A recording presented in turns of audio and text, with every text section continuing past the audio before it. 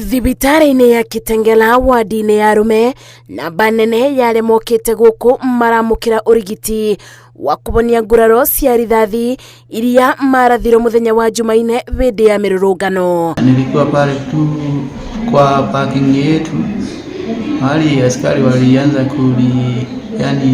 kurusha tu marisasi. Mimi nikiwa tu kwa gari, nilikuja nikanipata nikaanguka chini.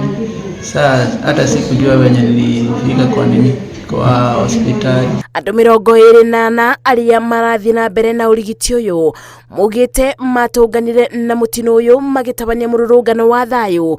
Mirurungano iria yacokire kuingiriro ni nyanake ciari na itanya ria kuya na kuthukangia indo cia muingi. Kwa pale tumeandamana, kibahati mbaya huyo askari akapiga risasi kanipata mguu, kajipata hosi.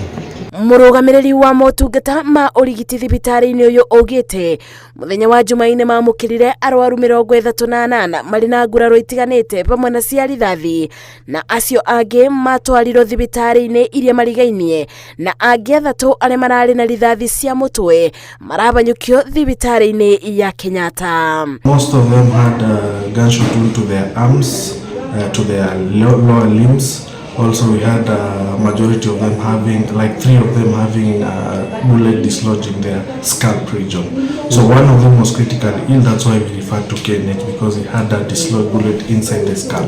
Maya mokite riri thirikari yugite ni ibariirie kugena giikaro na andu ethi arurungani niguo meiturure kiria marenda mabingirio ni thirikari. Ngiribotera Inooro TV, Njetago Masi, wadia wa Muriithi.